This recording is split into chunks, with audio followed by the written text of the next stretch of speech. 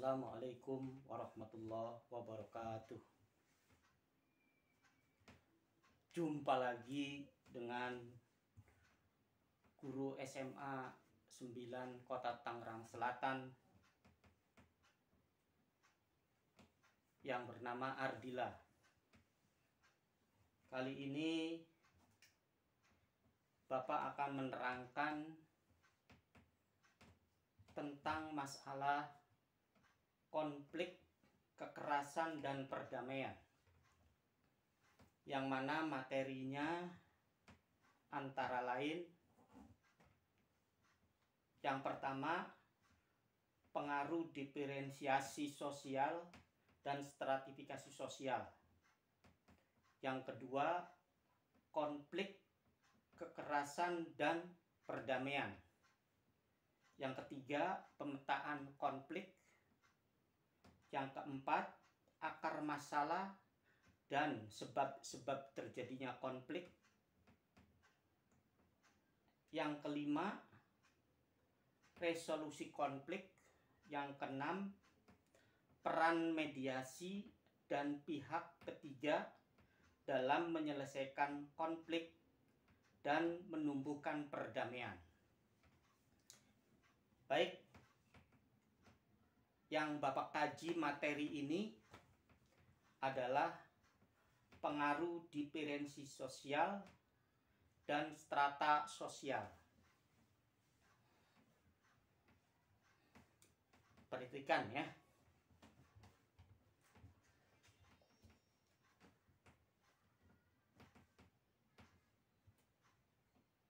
Pengaruh diferensiasi sosial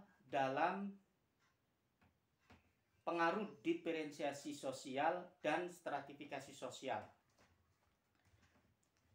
Secara umum, diferensi dan stratifikasi sosial memberikan pengaruh positif dan negatif pada masyarakat. Pengaruh positif, diferensi dan stratifikasi sosial dapat mendorong terjadinya integrasi sosial. Sedangkan pengaruh negatifnya adalah terjadinya disintegrasi sosial. Diferensi sosial dapat menimbulkan primordialisme, etnosentrisme, politik aliran yang terjadi dalam proses konsolidasi. Ya, sebelum membahas ketiga tentang primordialisme, etnosentrisme, dan politik aliran, Bapak mau terangkan dulu tentang diferensiasi sosial. Diferensi sosial itu apa? Artinya perbedaan-perbedaan dalam masyarakat maupun perbedaan ras, perbedaan agama, perbedaan suku, perbedaan apa yang ada dalam masyarakat yang sifatnya horizontal. Horizontal itu apa? Mendatar. Sedangkan yang dimaksud stratifikasi di sini adalah susunan atau tingkatan-tingkatan dalam kehidupan bermasyarakat. Contoh dalam stratifikasi sosial ada kaya, ada miskin, ada strata, ada pejabat, ada bawahan, dan lain sebagainya. Jadi inti diferen artinya perbedaan, dan inti strata adalah tingkatan-tingkatan atau susunan-susunan yang ada pada masyarakat. Dari kedua tersebut itu ada dampak positif dan dampak negatif.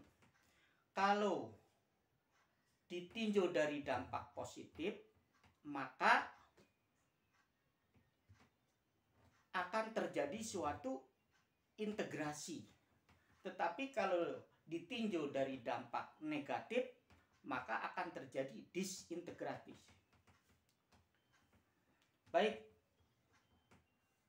Bapak akan menerangkan mengenai ketiga pengaruh tersebut yang terjadi proses dalam konsolidasi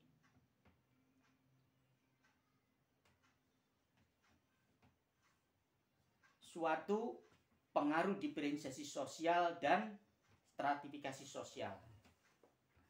Yang pertama adalah primordialisme.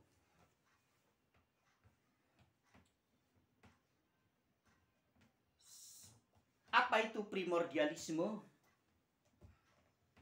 Salah satu konsekuensi dari adanya diferensiasi sosial adalah terjadinya primordialisme.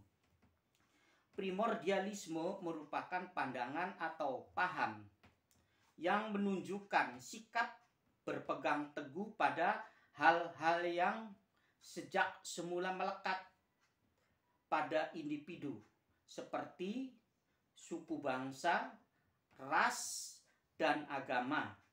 Istilah primordialisme berasal dari kata bahasa Latin primus, yang artinya pertama, dan ordiri, yang artinya tenunan atau ikatan. Dengan demikian, kata primordialisme atau isme dapat berarti ikatan-ikatan, terutama seseorang dalam kehidupan sosial dengan hal-hal yang di bawahnya sejak lahir, seperti suku bangsa, ras, klan, asal-usul, kedaerahan, dan agama.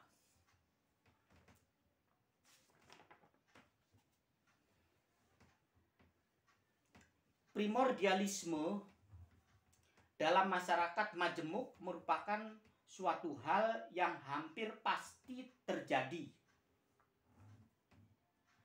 Anda tentu sering mendengar atau melihat praktek-praktek primordialisme dalam kehidupan sehari-hari. Seperti dalam sebuah perusahaan atau dalam organisasi sosial. Contoh sebagai berikut. Sebuah perusahaan atau organisasi yang dipimpin oleh seseorang dari suku bangsa tertentu menempatkan orang-orang yang berasal dari suku bangsa yang sama dengannya sebagai orang-orang kepercayaannya. Jadi istilah primordialisme, seseorang itu melekat dalam ikatannya. Misalkan suatu perusahaan, lalu orangnya dari Jawa, minimal karyawan-karyawannya pun diambil dari orang-orang Jawa. Atau juga dalam faktor keyakinan, misalkan dalam ideologi, ya terdapat gurunya si Fulan, maka apa yang diajarkan Fulan tersebut dia dijadikan sebagai muridnya, dan seterusnya. Primordialisme dapat terjadi karena faktor sebagai berikut. 1. Adanya suatu yang dianggap istimewa oleh individu dalam suatu kelompok atau perkumpulan sosial tertentu. Jadi yang dianggap istimewa itulah dijadikan sebagai pemimpin. Biasanya seperti itu. 2. Adanya suatu sikap untuk mempertahankan keutuhan suatu kelompok atau kesatuan sosial dari ancaman luar. Maksudnya dia membuat benteng karena semuanya itu grup keluarga atau primordialisme, mungkin lingkungan dari luar ya tidak bisa masuk. Maksud nomor 2 seperti itu. Yang ketiga, adanya nilai-nilai yang berkaitan dengan sistem keyakinan seperti nilai keagamaan dan pandangan. Jadi mana yang pandangannya sama, maka direkrut. Nah, itu adalah merupakan primordialisme. Ya, bisa dipahami untuk pengertian primordialisme. Baik, Bapak lanjut. Yang kedua. Yang kedua adalah etnosentrisme. Apa maksud dari sikap mempunyai orang etnosentrisme? Etnosentrisme adalah primordialisme yang berlebihan juga akan menghasilkan sebagai pandangan subjektif yang disebut etnosentrisme. Jadi pandangannya itu subjektif. Jadi orang lain tak peduli, yang penting menurut saya adalah benar gitu ya. Kalau menurut individunya. Atau fanatisme. Apa itu fanatisme? Fanatik terhadap apa yang dia yakinkan, apa yang dia punya ilmu itu adalah benar, yang lain salah. Itu disebut etnosentrisme. Atau fanatisme suku bangsa. Etnosentrisme adalah suatu sikap menilai kebudayaan masyarakat lain dengan menggunakan ukuran-ukuran yang berlaku di masyarakatnya. Jadi kalau etnosentrisme, ia mengambil ukuran atau mengambil norma dari apa dia yang merasa betul, itulah sebagai patokan. Kalau orang lain dianggap salah. Itu patokan-patokan daripada etnosentrisme. Hal yang seperti itu jelas akan memicu terjadinya konflik. Mengapa? Karena mereka merasa benar. Contoh, sikap etnosentrisme pernah terjadi di Amerika Selatan pada masa diberlakukannya politik apartheid. Masyarakat kulit putih beranggapan bahwa mereka lebih tinggi derajatnya daripada masyarakat kulit hitam. Oleh karena itu, mereka memberlakukan politik diskriminatif, sebuah berupa segregasi atau pemisahan antara masyarakat kulit putih dan masyarakat kulit hitam.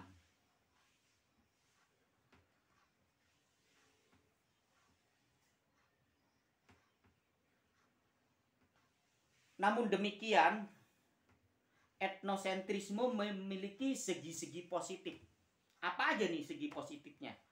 Antara lain, 1, dapat menjaga keutuhan dan kestabilan budaya. 2, dapat mempertinggi semangat patriotisme dan kesetiaan kepada bangsa. 3, dapat memperteguh rasa cinta terhadap kebudayaan atau bangsa. Itulah segi-segi positif dalam etnosentrisme. Ya, pertama primordialisme, kedua etnosentrisme. Bisa dipahami ya? Berikutnya politik aliran atau sektarian. Apa ini yang disebut sektarian? sektarian adalah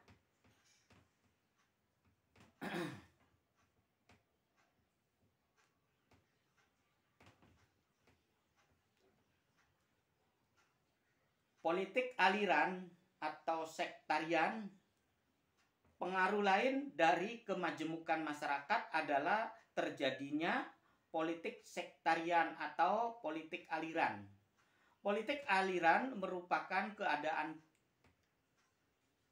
ketika sebuah kelompok atau organisasi tertentu dikelilingi oleh sejumlah organisasi massa atau ormas, baik formal maupun informal.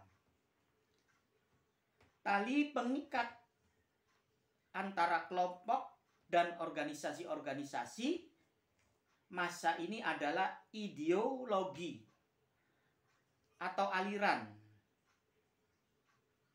atau sekte tertentu. Contoh, partai politik PKB yang berkaitan dengan sejumlah ormas dari NU atau Nahdlatul Ulama. Konsep politik aliran pertama kali dikemukakan oleh Kierkegaard. Dalam kajian antropologinya di Mojokerto atau Jawa Timur, berdasarkan penelitiannya, Grad mengatakan bahwa ada 3 golongan dalam masyarakat Jawa yang masing-masing memiliki aliran yang berbeda satu sama lain. Ketiga golongan tersebut adalah golongan santri, priayi, dan abangan. Ketiga golongan tersebut memiliki aliran yang berbeda-beda, sehingga hubungan mereka diwarnai sikap saling curiga, terutama mengenai gagasan-gagasan yang mereka yakini. Dalam bidang politik, Gertz berpendapat bahwa partai-partai politik di Indonesia saat ini ibarat sebuah aliran sungai yang mengikuti oleh sejumlah organisasi massa yang bernaung di bawah partai politik tersebut mewakili sebuah ideologi.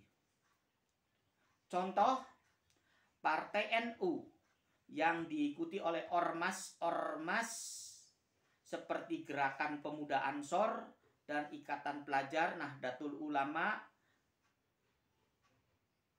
Berkembang politik aliran dalam suatu masyarakat majemuk bisa mengakibatkan munculnya jurang perbedaan antara kelompok-kelompok aliran yang berbeda tersebut. Kenyataan ini terjadi, potensi terjadinya konflik antara kelompok-kelompok tersebut jika tidak diolah dengan baik. Jadi contoh yang jelas untuk sektarian, misalkan PKB pengikutnya adalah ormas-ormas yang sumbernya dari NU, maka itu disebut politik aliran atau sektarian. Ya, baik, Bapak simpulkan dari materi ini, inti dari pengaruh diferensi sosial dan stratifikasi sosial. Ada 3 sikap di Indonesia. Yang pertama, sikap primordialisme, sikap etnosentrisme, dan sikap politik aliran. Inilah pengaruh diferen dan stratifikasi sosial dalam bermasyarakat di Indonesia. Demikian materi Bapak tentang diferensi sosial dan stratifikasi sosial. Cukup sekian. Akhirnya Bapak mengucapkan Billahi taufiq wal hidayah. Wassalamualaikum warahmatullahi wabarakatuh. Bye. Terima kasih.